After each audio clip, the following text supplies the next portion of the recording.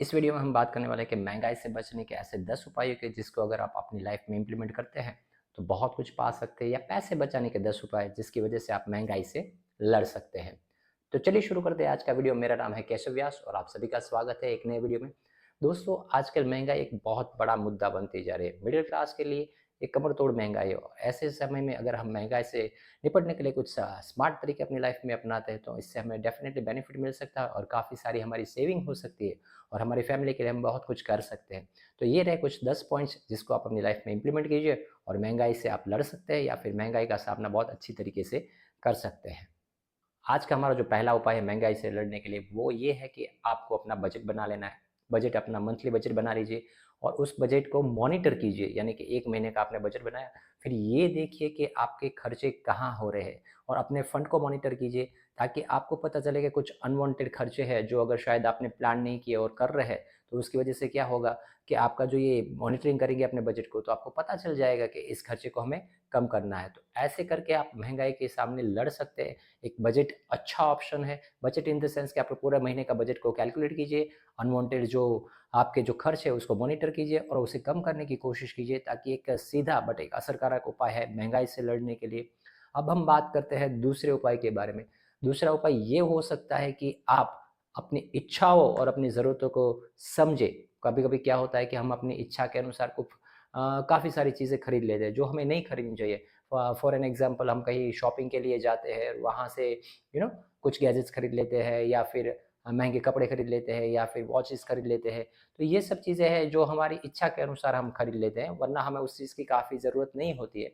तो हमारी इच्छा क्या है और हमारी ज़रूरत क्या है, उसको डिफरेंशिएट कीजिए, यानी कि उसको समझने की कोशिश कीजिए और उनके बीच में जो डिफरेंस है, उसको समझ के आप कुछ खर्चे टाल सकते हैं। जैसे कि अगर आप वीकली कहीं खाना खाने बाहर जाते हैं, तो 1 महीने में 3 से 4 बार अगर आप जाते हैं, तो उन खर्चे को कम कीजिए। महीने में 1 या 2 बार जाइए, या फिर ऐसा भी हो सकता है कि आप कहीं ट्रैवलिंग पे जा रहे हो, हर महीने आप ट्रैवल नहीं कर सकते, बट कभी-कभी होता है कि हम 3 महीने के बाद ट्रैवल करते हैं, तो हम जो हमारा ट्रैवल एक्सपेंस है, उसको भी कम कर सकते हैं। और काफ़ी सारे ब्रांडेड कपड़े हैं, जो हम खरीदते हैं, तो उस पे भी हमें फ़ोकस करना चाहिए कि भई ऐसा नहीं है कि हम कपड़ों पे या लग्ज़री चीज़ों पे अपनी खर्च करें। कम से कम खर्च करने की कोशिश करें। कभी-कभी ये भी होता है कि हम आउटिंग के लिए कहीं चले जाते हैं या फिर सिनेमा देखने चले जाते हैं। तो ये जो एक्स्ट्रा एक्सपेंसेस है, उसको अगर हम ठीक से समझें और उसको प्लान करें, तो भी हम महँगाई के साथ अच्छी तरीके से लड़ सकते हैं। ये कुछ छोटे-छोटे सुझाव हैं, जिसको आप अगर समझते हैं, तो डेफ़िनेटली आपका जो खर्चा है, वो कम होगा और अभी थोड़ा आपको लगेगा कि थोड़ा कम हो रहा है, बट धीरे-धीरे अगर इसको आप इम्प्लीमेंट करते जाएँगे, तो आपको आगे और ज़्यादा इसका बेनिफिट मिलने लगेगा। क्योंकि 1-2 महीने के बाद आपको खुद पता चलने लगेगा कि हाँ, ये खर्चे थे जिसको हम अवॉइड कर सकते थे या फिर कंट्रोल कर सकते थे। तो ये भी एक चीज़ है, आप महँगाई से लड़ने के लिए आप इन चीज़ों पे अपना ध्यान दीजिए, फ़ोकस कीजिए, पैसे बचाइए। अब बात करते हैं तीसरे उपाय की। तीसरा उपाय कौन-सा है? तो अगर आप महँगाई से लड़ना चाहते हैं, तो तीसरा उपाय ये हो सकता है कि आप स्मार्ट परचेज़र बनें, यानी कि स्मार्ट खरीदार बनें। तो कैसे बनेंगे? तो एक छोटी-सी बात है ना, आजकल हम सब मेट्रो सिटीज़ में रह रहे हैं या कोई भी छोटा-सा सिटी हो, फिर भी हर जगह पे एक हमारी जो किराना का है उसके लिए बड़े-बड़े मॉल्स खुल चुके हैं। फॉर एन एग्ज़ाम्पल डी-मार्ट और एक्स-वाई-ज़ेड को भी मॉल है, तो काफ़ी सारे मॉल्स खुल चुके हैं। तो एक काम कीजिए, आप छोटी-छोटी चीज़ें लाना बंद कीजिए। एक स्मार्ट परचेज़र बन के पूरे महीने का एक साथ अगर आप परचेज़ करते हैं, तो उसके हिसाब से आपको काफ़ी सारी सेविंग हो जाएगी और वो भी तभी करें जब अच्छी-अच्छी ऑफ़र्स मिले आपको। कभी-कभी होता है कि कुछ मॉल्स वाले या फिर छोटे दुकानदार भी कोई ऑफ़र रखते हैं, तो तब जाके आप परचेज़ कीजिए ताकि आपका कुछ एक्स्ट्रा सेविंग हो सके। ये एक चीज़ है जो आप कर सकते हैं ताकि महँगाई से आप लड़ सकें। अब हम बात करेंगे चौथे उपाय की, जो आपके लिए बहुत कारगर साबित होगा। कभी-कभी क्या होता है कि हम हमारा सारा पैसा बैंक में सेविंग अकाउंट्स में पड़े रहने देते हैं, तो उससे अच्छा है कि आप उसको कहीं इन्वेस्ट कीजिए। क्योंकि बैंक में क्या होता है, एक लिमिटेड ब्याज आपको मिलता है और पैसे की वैल्यू धीरे-धीरे, धीरे-धीरे कम होती जा रही है। तो वो पैसे का कोई आपका ग्रोथ नहीं होगा, यानी वो पैसा आपको कुछ अर्न करके दे देगा, छोटा-सा आपको एक ब्याज मिल जाएगा बैंक से। इससे अच्छा है आप इस पैसे को कहीं और जगह पे इन्वेस्ट कीजिए। फॉर एन एग्ज़ाम्पल इक्विटी और शेयर मार्केट्स में आप इन्वेस्ट कर सकते हैं। मैं यहाँ पे आपको एडवाइस नहीं दे रहा हूँ कि आप शेयर मार्केट में कीजिए, पर लॉन्ग टर्म पर्पज़ के लिए अगर आपको इसके बारे में नॉलेज है, तो कहीं शेयर मार्केट में आप कर सकते हैं, आपकी इच्छा के अनुसार। और कई और ऑप्शंस भी हैं, जैसे कि अगर आप रियल एस्टेट में इन्वेस्ट करते हैं, तो उसको भी आप एक अच्छा ऑप्शन देख सकते हैं, क्योंकि 2 या 3 साल बाद आपको प्रॉपर्टी अच्छा रिटर्न देने लगती है। अगर आपके पास एक इनफ फंड है रियल एस्टेट में आपको इन्वेस्ट करने के लिए, तो आप कर सकते हैं। तो ये भी आपको एक अच्छा रिटर्न दे सकता है। तो पैसे की वैल्यू समझिए, पैसे को सिर्फ बैंक में मत रहने दीजिए, उसको कहीं इन्वेस्ट कीजिए, अच्छे ऑप्शन में इन्वेस्ट कीजिए, आपको जो अच्छा लगे उसमें कीजिए। तो इस तरह से भी आप महंगाई के सामने लड़ सकते हैं। और मैं लास्ट में यही भी कहूँगा कि अगर आप म्यूचुअल फंड में इंटरेस्ट रखते हैं, डाइवर्सिफाइड फंड होते हैं, उसमें भी अगर आप इन्वेस्ट करते हैं तो काफ़ी अच्छा खासा रिटर्न आपको मिल जाता है। यहाँ पे मैं आपको कोई फाइनेंशियल एडवाइस नहीं दे रहा हूँ, बट मेरे कहने का मकसद है कि पैसे को इन्वेस्ट करना सीखें, ताकि आपको शॉर्ट इन फ्यूचर आपको उससे कुछ रिटर्न मिल सके। तो ये एक रास्ता है जिससे आप महंगाई से लड़ सकते हैं। बात करते हैं अब हम 5वें पॉइंट की। ये पॉइंट काफ़ी इंपॉर्टेंट है, आप ज़रा समझने की कोशिश कीजिएगा। कौन सा ये पॉइंट है कि इमरजेंसी फंड, यानी कि एक ऐसा फंड आप रखें अपने पास, जो अगर आपके लाइफ में कोई आपातकालीन स्थिति आती है या कोई इमरजेंसी होती है, तो आप उस फंड को यूज़ कर सके और इससे आप महंगाई से बच सके। फॉर एन एग्जाम्पल, कोई हेल्थ इशू हो गया ऑल ऑफ अ सडन, तो आपके पास अगर फंड रहेगा तो आप उसको यूटिलाइज कर सकते हैं और आप आपको कहीं से बोरो नहीं करना पड़ेगा। जैसे कि कोरोना हो गया था 2020 में, तो हम सब एक लॉकडाउन हो गया था, तो सब घर में ही थे। तो उस टाइम काफ़ी फाइनेंशियल क्राइसिस हो गए थे। तो अगर ऐसे टाइम में आपके पास अगर इमरजेंसी फंड रहता है, तो 3 या 6 महीने तक का आपको इमरजेंसी फंड अपने पास रखना चाहिए, ताकि आपकी और आपकी फैमिली की लाइफ एक सुरक्षित लाइफ आप जी सके। इमरजेंसी फंड होना चाहिए। तो ये भी एक स्थिति है कि आप महंगाई से लड़ सकते हैं, आपको कहीं और से ब्याज पे पैसे नहीं लेने पड़ेंगे। तो इस चीज़ को भी ध्यान में रखिए, और महंगाई से लड़ने के लिए ये उपाय भी आपके लिए बहुत अच्छा साबित हो सकता है। अगला उपाय ये हो सकता है कि हम क्या कर सकते हैं कि अपने आप को स्किल्ड कर सकते हैं। स्किल्ड इन द सेंस कि कभी-कभी क्या होता है कि हमारा जो करंट सोर्स ऑफ इनकम है, यानी कि हमारी जो सैलरी है, वो इनफ नहीं हो पाती है एक महीने के एंड तक।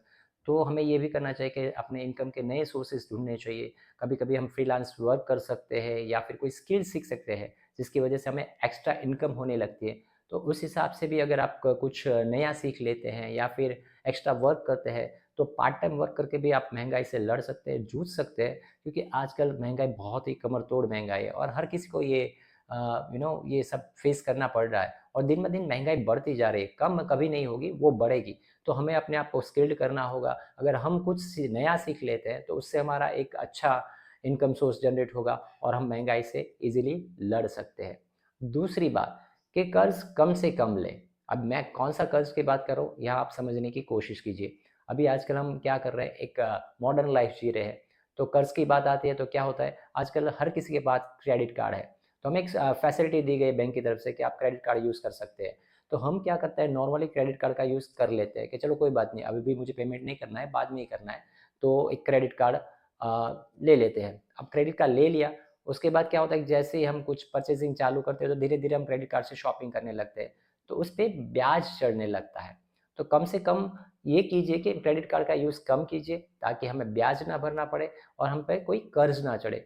तो ये 2 ऑप्शन है, जिसको भी आप ट्राई करें, तो भी आप महँगाई से लड़ सकते हैं। इन द सेंस कि महँगाई से हम एक अच्छा रास्ता निकाल सकते हैं, क्योंकि क्रेडिट कार्ड पे परचेज़ करना इन द एंड हमें पेमेंट तो करना ही है और ज़्यादा ब्याज के साथ। तो इन सब चीज़ों को अवॉइड करिए, तो काफ़ी सारा आपका एक पैसा बचेगा। और अगर 8वें उपाय की बात करें, तो आप स्वास्थ्य बीमा और जीवन बीमा ज़रूर लें, क्योंकि अगर ये आपके पास है, तो जीवन में अप्रत्याशित जो आपका स्वास्थ्य खर्च है या कुछ भी ऐसा एक्सीडेंटल खर्च है अगर आ जाता है, तो इससे आपको बैकअप मिल जाएगा और आपको कहीं हाथ फैलाने की ज़रूरत नहीं पड़ेगी। वरना ऐसे टाइम में ना तो कोई फैमिली एंड फ्रेंड्स मदद करता है, ना कहीं से हमें मदद मिलती है, और हमारी जो एक्स्ट्रा सेविंग होती है वो सारी इन सब चीज़ों में चली जाती है।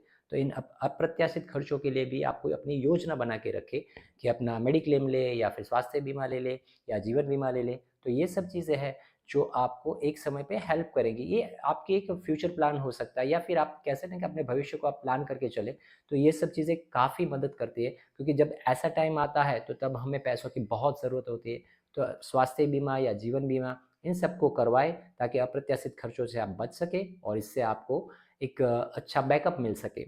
और बात करते हैं 9वें पॉइंट की, तो ये पॉइंट बहुत ही इंपॉर्टेंट है। ध्यान से सुनिए, ये हम सबकी लाइफ में इम्प्लीमेंट होता है, हर किसी की लाइफ में होता है, छोटा-बड़ा कोई भी हो, चीज़ हर किसी की लाइफ में ये पॉइंट इम्प्लीमेंट होगा कि आप अपने बिजली और पानी को सेव करें।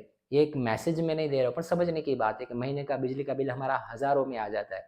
तो बिजली के काफ़ी सारे उपकरण हैं जो हम घर में यूज़ करते हैं, तो इन सब चीज़ों को कम से कम यूज़ करें। इन द सेंस कि मैं ये नहीं कह रहा हूँ कि आप बंद कर दीजिए, पर जब भी आपको ज़रूरत ना हो तो उसको कम यूज़ कीजिए, ताकि क्या होगा कि एक तो बिजली बचेगी, साथ में बिजली का बिल भी कम आएगा। सेम एज़ पानी में भी है, वाटर में भी है। तो वाटर में भी हम क्या कर सकते हैं कि पानी का कम से कम व्यय कीजिए, पानी को बचाइए। पानी का जो एक बिल आता है, वो भी काफ़ी बिल आता है हमारा।